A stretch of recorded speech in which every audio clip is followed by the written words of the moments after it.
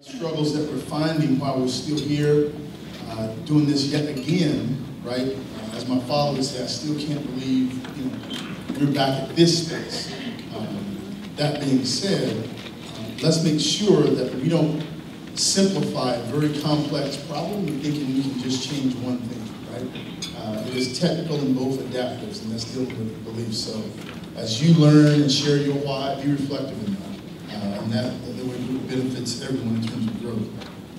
To learn from local school district teams who have successfully adopted racial equity policies. Again, the brilliance is here in the room. And again, it's not one person, but it's that, again, because I'm Southern, it's that beautiful gumbo of adding all of those, right, those juices, those flavors, the shrimp, and we talk about grits, but adding all of those in there, right? And that's what makes that delicious meal that gets people saying, and leaning forward. And that's what we want. We want people leaning forward, sharing and being open and getting deeper in terms of what we think and do, because they then turn to our actions. So I want us to be mindful of that. And lastly, to gain a deeper understanding of racial equity policy, implementation, and process. And we've been doing a lot of reading. And for some of you, starting on this journey, you're like, man, we just get people talking about it. It's amazing, right? And then we hear folks say, well, we're talking about it, and we're still talking about it. Oh yeah, we're still talking about it.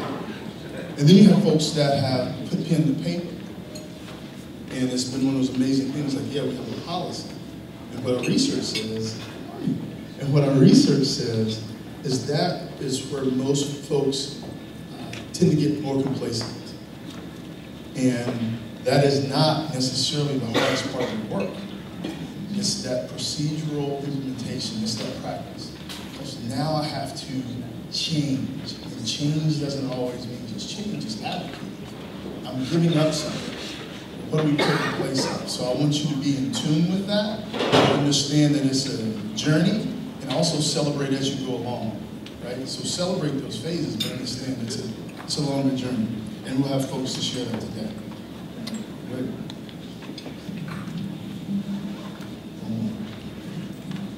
I have the pleasure of working with two people. So again, these convenings are part of a series, Achieving Educational Racial Equity Through Policy and Beyond, and we're at our 5th convening. I mean, it started back in 2015, and I mean, we're so gracious that it's continued and it's deepened. But these are series of learning experiences. These are experiences that we want to make sure that we share the conditions and steps for creating organizations in which racial equity is a way of life through policy and practice. These are efforts to institutionalize racial equity in our districts. So thank you again for being here.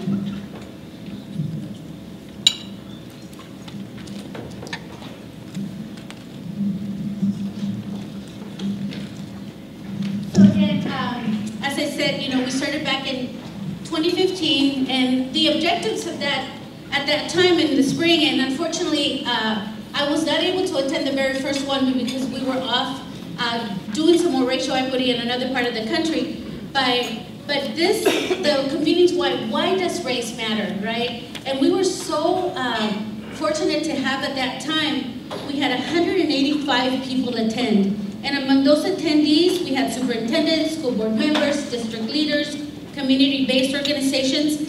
And during that time, we had a plan to host another one. We know that this is not just a one-shot deal, that this needs to continue, and these efforts need to not only be institutionalized into our own districts, but into our own selves and seeing how this impacts our families. But then we had another convening in the fall of 2015, and we had 230 people attend. There is some historical content in all of this saying that this is not something that is just done, like I said, just a one time, but then also that we find meaning behind why. Why are we doing what we're doing, and how is this not only impacting our children, our families, our community, but our own system in itself. Thank you. Emmanuel? Still a way to fly, right? All right, and then we also had an opportunity as well to have several other convenings. And again, very good turnout in terms of, again, keeping the conversation going. Having 250 people attend. In our fall convening, had 175 people attend as well. And these convenings were hosted by superintendents and school board members. And again, we're really putting the focus there because we get that feedback a lot, where are the teachers, where are the teachers. And that is part of the process. But right now, in terms of looking at policy and putting the vision and mission in place and understanding coherent why is so important in terms of leadership. So this work is important. Even with the number of convenings we have, we're still refining that and growing that. So thank you for staying diligent in that work.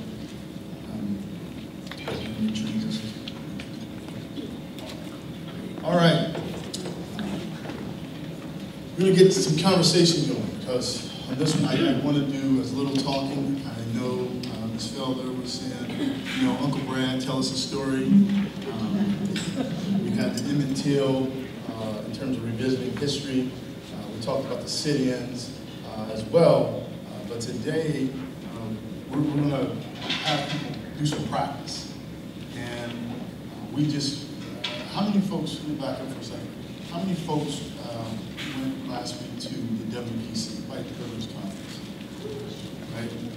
That was my first time attending, very eye-opening opportunity. We were real represented as a region. And Glenn Singleton shared some very interesting perspectives that kind of influence in how we decided to shape this. And part of that shape is we're seeing a lot of things happen, and people are kind of observing these tragedies. And so today, we're going to get people to practice what to do, what to say. And this is going to, right, this is going to be that safe, somewhat unsafe place, but we have to practice. Because we can't continue to be the observer or accept that that can't or that doesn't happen here. We need to understand this is real, this is now. And the reason that we are here is there are people that spoke up, right? I'm going to take you on a lesson in history. But that is, and again, you don't have to be angry. You don't have to be hostile. You just have to use your voice. And everyone in here has that voice. Okay?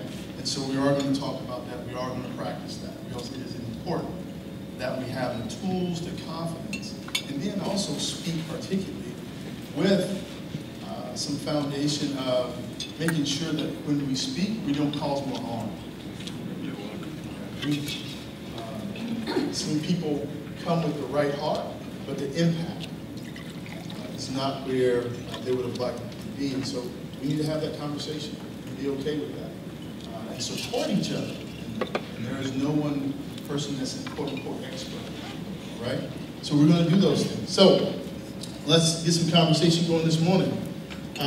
We have some questions up for you. And it says raise your hand. Don't worry about it. I know most of you showered. We're going to understand it, right? Keep your arms down. We're good. But let's start with a conversation at your table. We're going to give you about 6 minutes to go through these questions. And this is that reciprocal accountability. And accountability isn't looking for the person that is lowest on the totem pole to blame. That's not accountability. Okay? But accountability is, again, just like the equity, is looking at self first. So as you go through these questions, some of us will look at that lens, well, we're supposed to do that. But I want you to start first with, what is it that I did to help? Or who did I talk to? Start with self first, right? And that's what equity is, we start with self first. So go ahead at your tables. Let's go through these questions. Let's see before we come up with it. And while you're thinking about those questions and having that conversation, also think about it. We hold our students accountable, all our students, regardless of the color of their skin, right? But who's holding us accountable? So as you go through these questions at the table, think about that as well. Did you guys read those questions? They're not in here, they're just up there. These are sensitive conversations, so it's important that we have, again, structure, technical. how we use and operate them is the adaptive piece. So one of our norms is speak your truth. The other one is stay engaged. And when I say stay engaged, also think about not pivoting. A lot of times we want to, when we talk about race, want to make it about poverty, want to make it about gender, so stay engaged about race. Experience discomfort. Refrain from pivoting to other isms, sexism, classism, ageism. Be aware of intent and own your impact. The work is hard, so learn to accept and expect non-closure. Recognize this is about enhancing or gaining your equity lens. Maintain a learner stance. Remain open to new thinking. All right.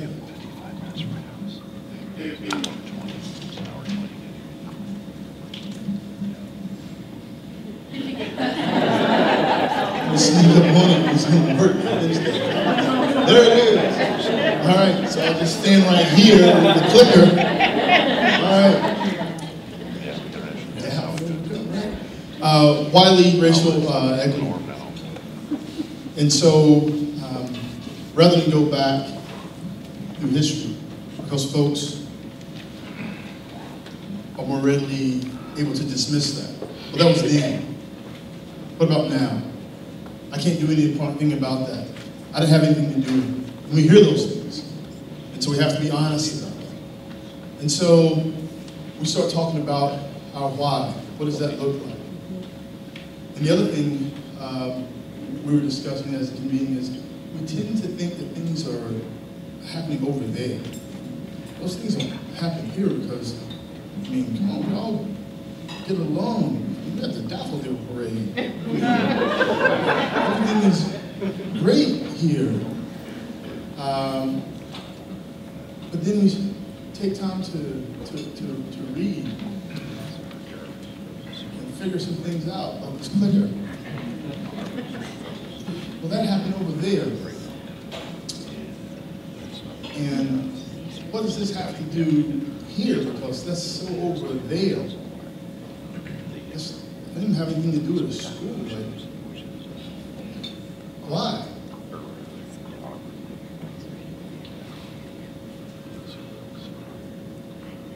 Wait a minute. Then I started kind of making connections. This kid was 15. Emmett was only 14. Wait a second, huh? The original report said he was backing up. The latest report said it was shot in the side of the car. You need to speak up a little bit more, I'm sorry. Oh, absolutely. My apologies.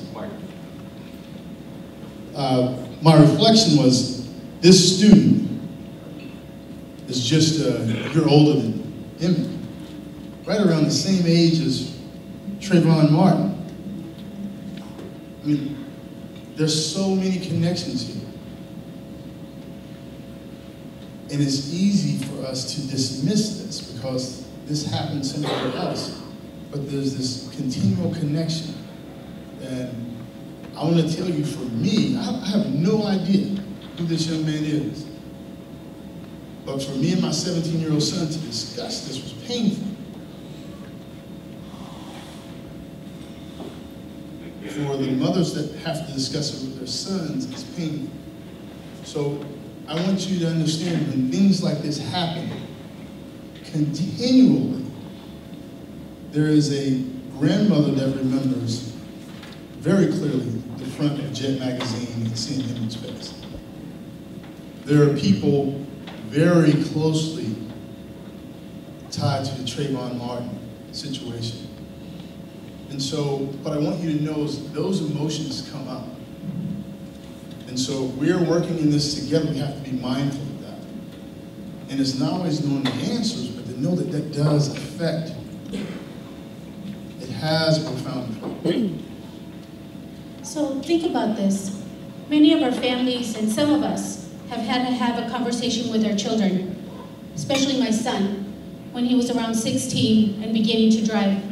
When you get pulled over by a cop, what do? Keep your hands on the steering wheel.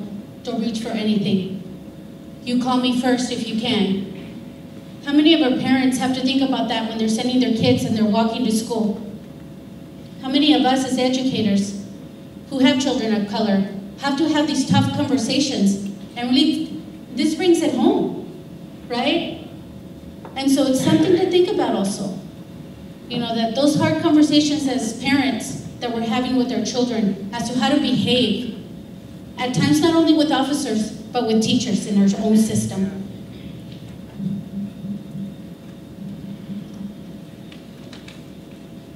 And again, this teenager was in the car with other teenagers as well.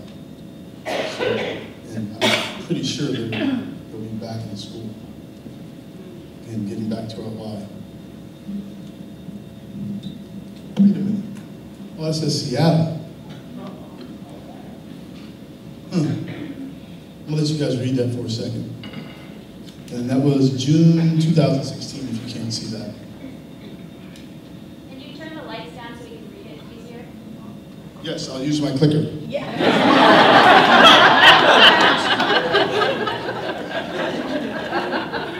have no idea where the lights are, but that is a reasonable request. Thank you.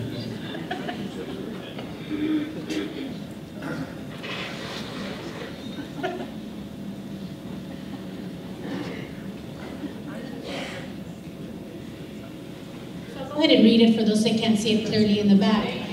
A man shouts racial slurs in a Seattle Starbucks. The silence is deafening. We were in a Starbucks and there was lots of liquid around. My cortical brain told me that most likely someone spilled something, but then I heard someone behind me saying that sounded like a bleeping, bleeping, bleeping. Dr. Bob Hughes of Seattle University and Yoshiko Harden of Seattle Central.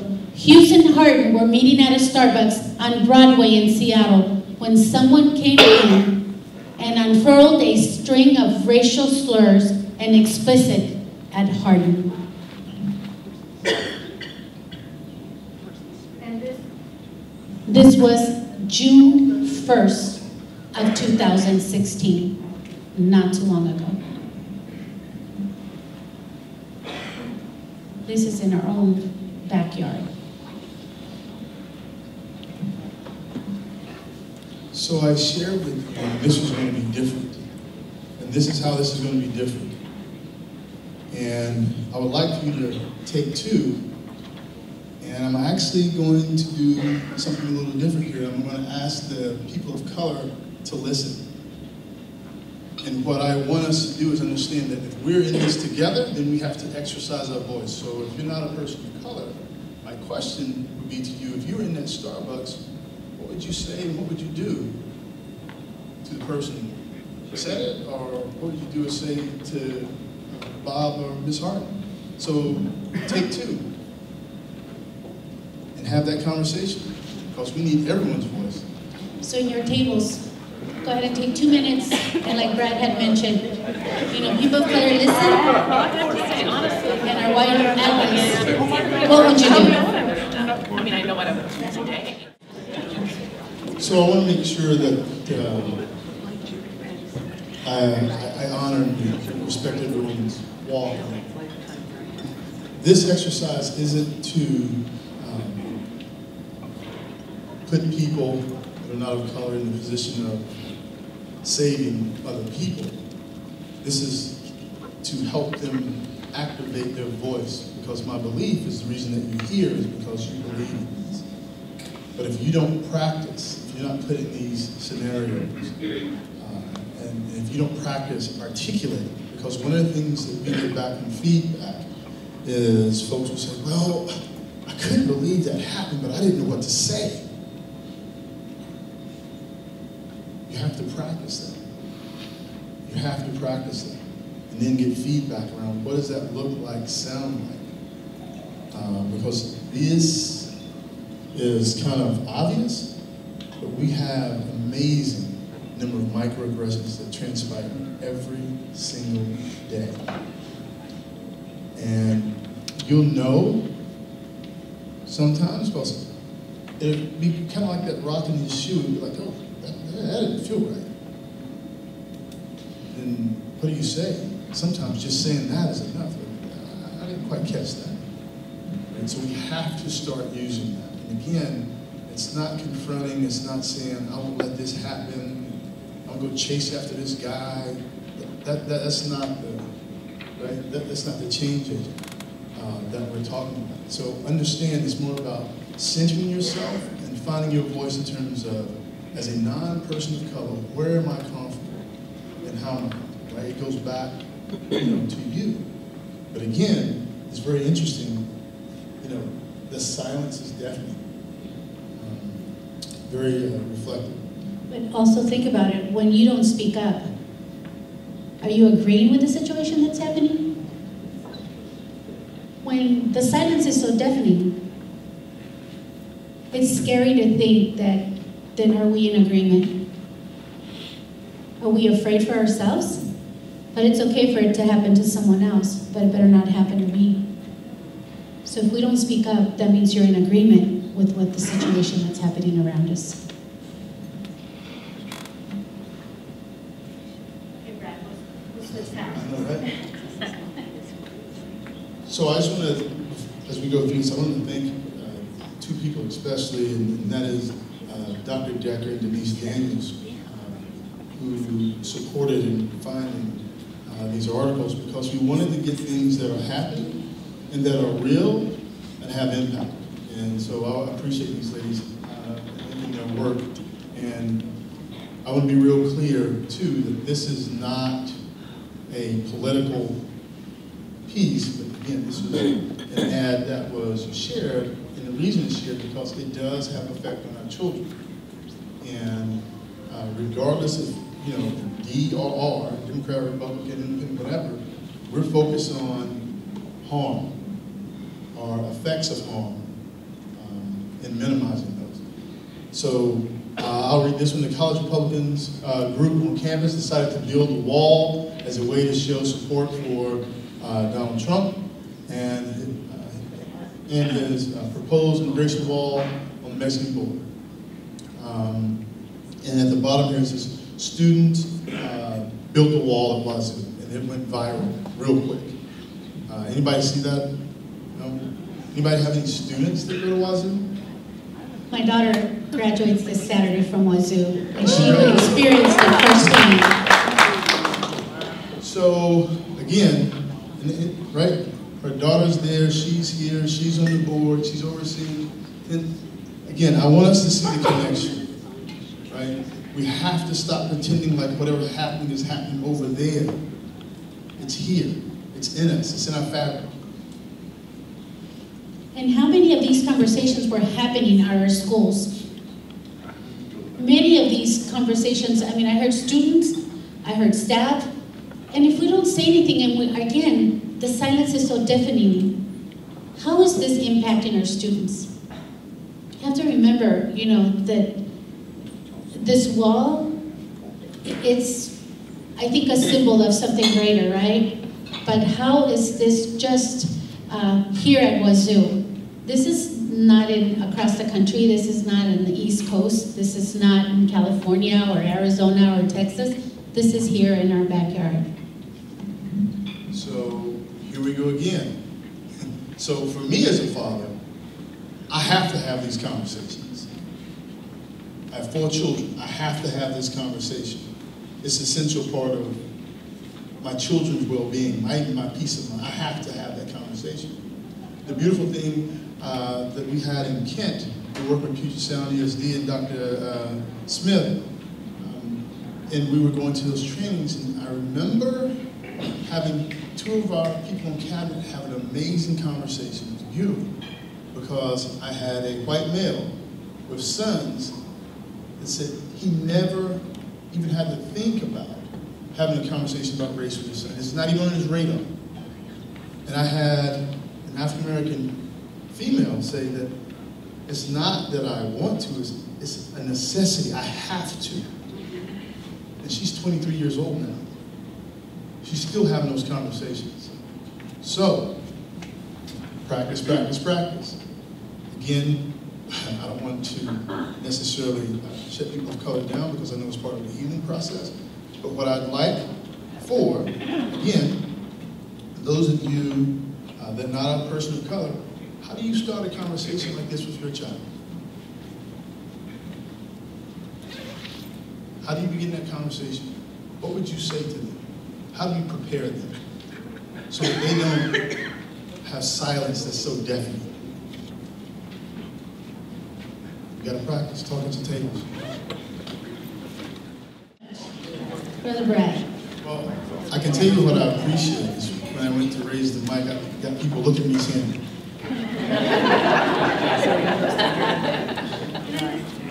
go ahead. I just want to add that we're intentionally giving you guys some time at the tables. Some of the feedback we've gotten is that we need more time to have these conversations. So thank you for taking advantage of that time.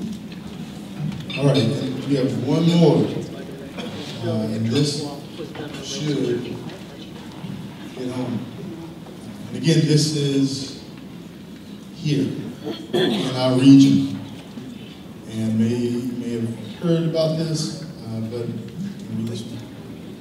Black students settled discrimination lawsuit against school district for $450,000. 3 families have settled a lawsuit that included allegations of racial discrimination by this particular school district that's in our backyard. So you're here to create policy and change within the school. And I'm not even going to say anything more, but here's your reflection questions I want you to reflect on. And this is what we consider the tip of the iceberg. Everybody understand that analogy? Right? So we're only seeing about, what, 30%? And it's not to negatively label, but sometimes I think we have this thing of saying, well, that was just that group of teachers or that school district or that principal or that. But there's a culture that allows for something like that to grow. And so my questions for you, and I want you to share, is what do you think was happening before this? What do you think could have helped prevent this from happening? It's just 2 questions. What was happening before? And what are some things you think could have helped prevent something like this happening? Enjoy your conversation. So these are sensitive conversations, and if you hear or see me inject humor in that, it is because it is purposeful. Because when people get tense, this shuts down, okay? So I just want to be real clear. We want to keep this open so we can receive the feedback and receive what we're hearing. So it is very intentional. So we are going to have fun, and you can laugh and have fun and still talk about deep hurt, pain, guilt, whatever it is. But again, all for the sake of the same mission is how do we keep our kids safe and learning, right? So here's the transition piece, because we talked about intent versus impact. And I don't want to burden people, but I'll put it out there as the option. And it's intentional, and right now I think we're set up for this to happen perfectly. I want you to take a quick minute and write down 2 things you heard that were kind of that you feel comfortable with saying or doing, and then 1 thing that you weren't so sure about. So everyone do that. 2 things that was like I like that, I felt that, whatever that is. And then 1 thing that was, I need to dig deeper with that. I don't know where I am with that. And it could have been something someone said, whatever it is, but you need to write it down because it's part of your growth.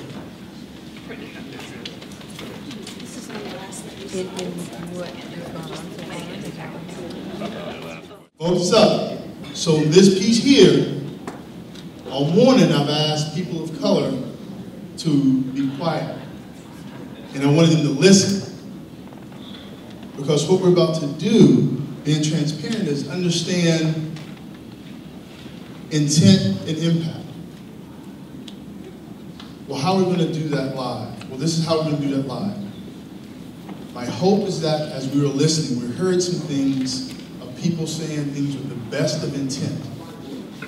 However, we understand sometimes a person of color, I know what you may have intended to do, but what you did or said might not always help the case, right?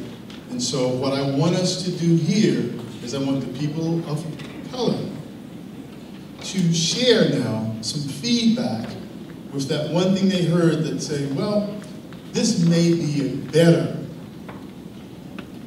option for you. Or if I were you, I don't know if I would say that. That might be, right, an unintended little micro. So this is the conversation that no one wants to have, but we're going to have it right now.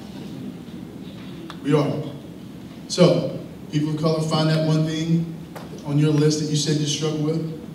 And again, it's not about pointing at a person, it's about putting it on the table and saying, here's why I wouldn't say X. Okay? And remember, this exercise will help us in the future, because if we're trying to create policy for the people that we're serving, are we getting feedback from them? Or are we creating policies that only support us in our own system? So, as we talk about this and move forward, a young lady shared with me, there are things you can do. So when you start talking about what can we say, what can we do, this is part of it. So if you're not comfortable with having this conversation with people of color, then grab the people of non-color and say, hey, I want to follow up with you on this, right? Start with your family at the dinner table. It says, hey, I had this amazing, it might not be amazing, but anyway, I had this really interesting conversation, right, at this conference today, and I want to know, what do you guys think about that, right? And then also I asked them, well, if this happened at school, Stephen, what would you do? Amelia, what would you do? Have you seen? So if we're not teaching them, then we're leaving an open space for those same things to be, right? Bedtime stories, recipes, also racism. It's all passed down.